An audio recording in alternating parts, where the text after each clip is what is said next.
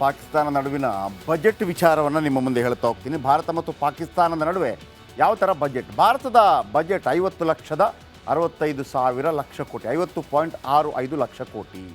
ನೋಡಿ, ನಮ್ಮ ಭಾರತದ ಬಜೆಟ್ 50.65 ಲಕ್ಷ ಕೋಟಿ. ಪಾಕಿಸ್ತಾನ ಬಜೆಟ್ ಎಷ್ಟು ಹೇಳಿ? 4.5 ಲಕ್ಷ ಕೋಟಿ. ಕರ್ನಾಟಕ ಬಜೆಟು 3.75 ಲಕ್ಷ ಕೋಟಿ. ಈ ಬಾರಿ ಸಿದ್ದರಾಮಯ್ಯ ನಾಡಿದ್ದು 4 ಲಕ್ಷ ಕೋಟಿ ಮಾಡ್ತಾರೆ. ಈಗ ಅರ್ಥ ಆಯ್ತಾ?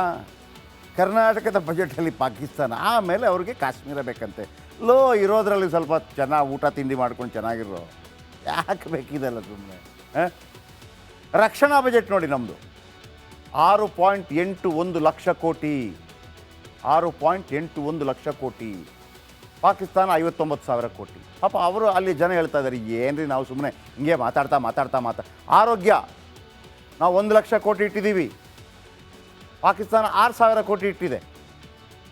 ನಮ್ಮ ಸಿದ್ದರಾಮಯ್ಯ ಸಾಹೇಬರು ಅಥವಾ ಕರ್ನಾಟಕದ ಯಾವುದೇ ಮುಖ್ಯಮಂತ್ರಿಗಳು ಆರೋಗ್ಯಕ್ಕೆ ಪಾಕಿಸ್ತಾನ ಇಟ್ಟಿರೋದು 6,000 ಕೋಟಿ, ಕರ್ನಾಟಕ ಇಟ್ಟಿರೋದು 15,145 ಕೋಟಿ. ಅದರ ಡಬಲ್ಲು, ಅದಕ್ಕಿಂತ ಜಾಸ್ತಿ. ಕರ್ನಾಟಕದ ಆರೋಗ್ಯ ಏನ್ರಿ ಪಾಕಿಸ್ತಾನ? ನೆಕ್ಸ್ಟ್ ಶಿಕ್ಷಣಕ್ಕೆ ನಾವಿಟ್ಟಿರೋದು 1,28 ಲಕ್ಷ ಕೋಟಿ, 1.28 ಲಕ್ಷ ಕೋಟಿ. ಪಾಕಿಸ್ತಾನ ಇಟ್ಟಿರೋದು 27,000 ಕೋಟಿ. ಕರ್ನಾಟಕದೆಷ್ಟು ಗೊತ್ತಾ? 44,422 ಕೋಟಿ. ಅವರಿಗಿಂತ ಡಬಲ್ ನಾವು ಶಿಕ್ಷಣಕ್ಕೆ ಇಟ್ಟಿದ್ದೀವಿ. ಮತ್ತು ಏನು ಬಾಂಬ್ ಹಾಕದೆ ಕಲಿಸಿದ್ರೆ ಏನು ಅಂತ? ಬಾಂಬ್ಗೂ ದುಡ್ಡು ಬೇಕಲ್ಲ ಅಲ್ಲಿ. ಪಾಕ್ಗಿಂತ ಭಾರತ ಬಜೆಟ್ 11 ಪಟ್ಟು ದೊಡ್ಡದು. ಭಾರತದ ಅರ್ಥವ್ಯವಸ್ಥೆಗೆ ಭಾರತ ಅರ್ಥವ್ಯವಸ್ಥೆ $3.6 ಲಕ್ಷ ಕೋಟಿ. ಪಾಕಿಸ್ತಾನದ GDP $37,000 ಕೋಟಿ. ಪಾಕ್ ಬಜೆಟ್ಗಿಂತ ಹೆಚ್ಚು ಹಣ ರಕ್ಷಣೆಗೆ ಮೀಸಲಿಡ್ತಾ ಇದ್ದೇವೆ ನಾವು. ಭಾರತದ ₹1, ಪಾಕ್ನ $3.22. ನೀವು ₹100 ತಗೊಂಡು ಹೋದರೆ $322 ಕೊಡ್ತಾರೆ ಪಾಕಿಸ್ತಾನದಲ್ಲಿ. ಫುಲ್ಲು ಮಜಾ ಮಾಡ್ಬೋದು. ಬಟ್ ಮಜಾ ಮಾಡಲಿಕ್ಕೆಲ್ಲ ಏನಾದರೂ ಬೇಕಲ್ಲ. ಪಾಕ್ನಲ್ಲಿ 36 ಲಕ್ಷಕ್ಕೆ 27.5% ಟ್ಯಾಕ್ಸ್ ಹಾಕ್ತಾರಂತೆ. ಭಾರತದಲ್ಲಿ 12 ಲಕ್ಷ ಆದಾಯಕ್ಕೆ ಟ್ಯಾಕ್ಸ್ ಹಾಕೋದಿಲ್ಲ. ಆಮೇಲೆ 12 ಲಕ್ಷಕ್ಕೆ ಟ್ಯಾಕ್ಸ್ ಹಾಕೋದಿಲ್ಲ ಮತ್ತು 10% ಇದೆಯಲ್ಲ ಅಂತ ಕೆಲವರು ಕೇಳ್ತಾ ಇದ್ದಾರಲ್ಲ, ನನಗೆ ಅದ್ರ ಬಗ್ಗೆ ಒಂದು ಕ್ಲಾರಿಟಿ ಕೊಡ್ಲಿಕ್ಕೆ ಮರ್ತೋಯ್ತು.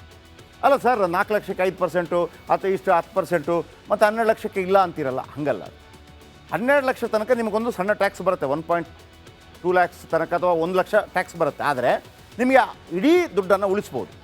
ಅಂದರೆ ನೀವು ಇನ್ಶೂರೆನ್ಸ್ ಮುಖಾಂತರ ಕಟ್ಟಿದರೆ, ಮಕ್ಕಳ ಫೀಸ್ ಕಟ್ಟಿದರೆ, ಆಮೇಲೆ ನೀವು ಯಾವುದು PPF ಅಲ್ಲಿ ಹಾಕಿದರೆ, ಅಥವಾ ಯಾವುದು ಇಂದಿರಾ ವಿಕಾಸ್ ಪತ್ರ, ಕೃಷಿ ವಿಕಾಸ್ ಪತ್ರ ಅಂತೆಲ್ಲ ಬರುತ್ತಲ್ವಾ, ಆ 3 ವರ್ಷಗಳ ತನಕ ಇಟ್ಟಿದ್ರೆ, ಅಥವಾ ಯಾವುದು mutual fund, tax free mutual ಫಂಡಲ್ಲಿ ಹಾಕಿದರೆ, ಅದರ ಪರ್ಸೆಂಟೇಜ್ ನಿಮಗೆ ಉಳಿದು ATC ಅನುಸಾರ ನಿಮಗೆ 1 ಲಕ್ಷ ತನಕ ಉಳಿಸ್ಬೋದು. ನಿಮಗೆ ಇಲ್ಲೂ ದುಡ್ಡು ಉಳಿಯುತ್ತೆ, ಇಲ್ಲಿ ದುಡ್ಡು ಉಳಿಸಿದ್ದೀನಿ ಅಂತ ತೋರಿಸಿದರೆ ಇಲ್ಲಿ ಕಟ್ಟಾಗುತ್ತೆ. ಆ ಥರ ಭಾರತದ 12 ಲಕ್ಷ ಅಂದರೆ ಪಾಕ್ನ 36 ಲಕ್ಷಕ್ಕೂ ಹೆಚ್ಚು. ಟ್ಯಾಕ್ಸ್ ಜೊತೆಗೆ ಪಾಕ್ನಲ್ಲಿ ಹಣದುಬ್ಬರ ಹೆಚ್ಚಿದೆ. ನಮ್ಮ ಕರ್ನಾಟಕಕ್ಕೂ ಪಾಕ್ ಬಜೆಟ್ಗೂ ಹೋಲಿಸಿದರೆ ಈ ಸಲ ಕರ್ನಾಟಕದ ಬಜೆಟ್ 4 ಲಕ್ಷ ಕೋಟಿ ಆಗುತ್ತೆ. ಅಂದರೆ ಕೇವಲ 50,000 ಕೋಟಿ ಜಾಸ್ತಿ ಇದ್ದಾರೆ. ಇನ್ನೊಂದು 2-3 ವರ್ಷದಲ್ಲಿ ನಾವು ಅದಕ್ಕೂ ಬಂದುಬಿಡ್ತೀವಿ. ಓಕೆ.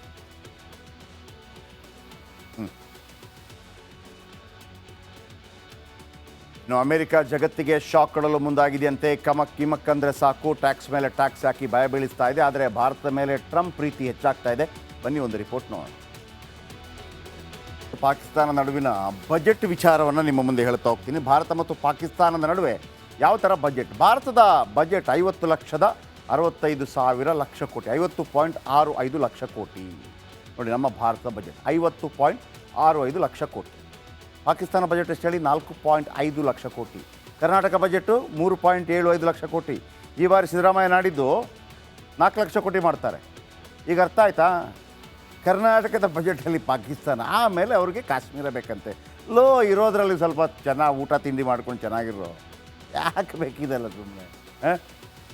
ರಕ್ಷಣಾ ಬಜೆಟ್ ನೋಡಿ ನಮ್ಮದು 6.81 ಲಕ್ಷ ಕೋಟಿ, 6.81 ಲಕ್ಷ ಕೋಟಿ.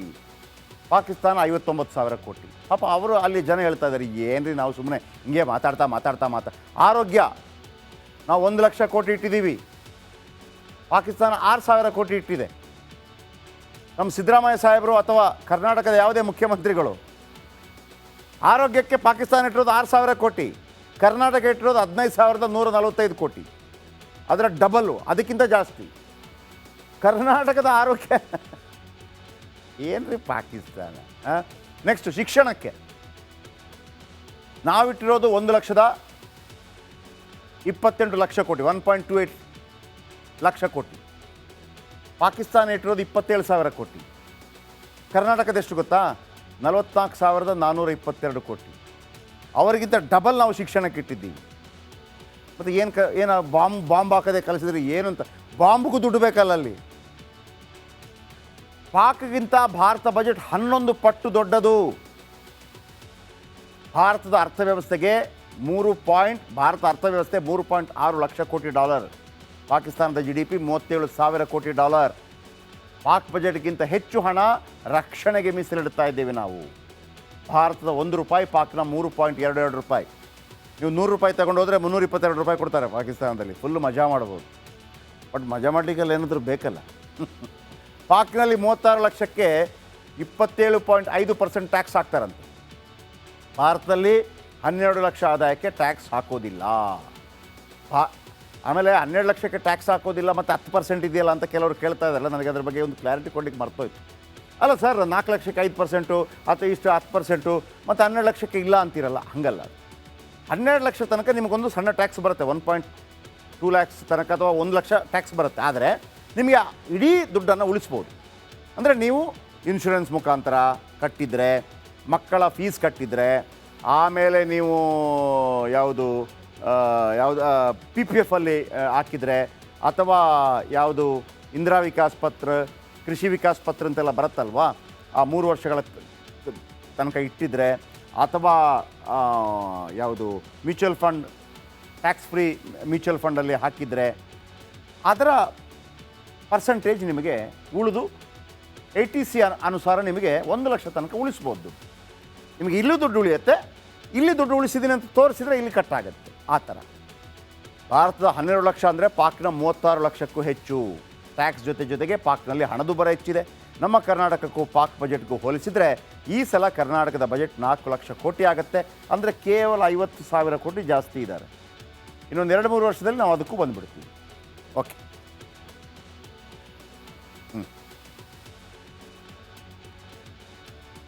ಇನ್ನು ಅಮೆರಿಕ ಜಗತ್ತಿಗೆ ಶಾಕ್ ಕೊಡಲು ಮುಂದಾಗಿದೆಯಂತೆ. ಕಿಮಕ್ ಅಂದರೆ ಸಾಕು, ಟ್ಯಾಕ್ಸ್ ಮೇಲೆ ಟ್ಯಾಕ್ಸ್ ಹಾಕಿ ಭಯ ಬೀಳಿಸ್ತಾ ಇದೆ. ಆದರೆ ಭಾರತದ ಮೇಲೆ ಟ್ರಂಪ್ ಪ್ರೀತಿ ಹೆಚ್ಚಾಗ್ತಾ ಇದೆ. ಬನ್ನಿ ಒಂದು ರಿಪೋರ್ಟ್ ನೋಡೋಣ.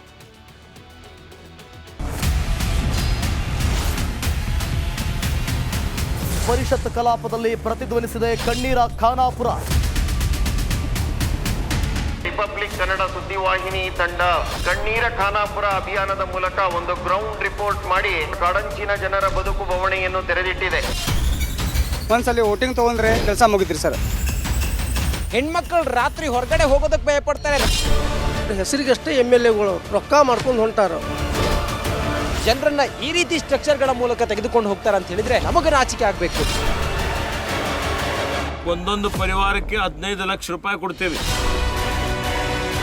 ಶಿಫ್ಟ್ ಮಾಡುವಂಥದ್ದಕ್ಕೆ ಸರ್ಕಾರ ಅನುಮೋದನೆ ಕೊಡ್ತದೆ ಅನ್ನುವಂಥ ಭರವಸೆಯನ್ನು ಕೊಟ್ಟಿದ್ದೇನೆ.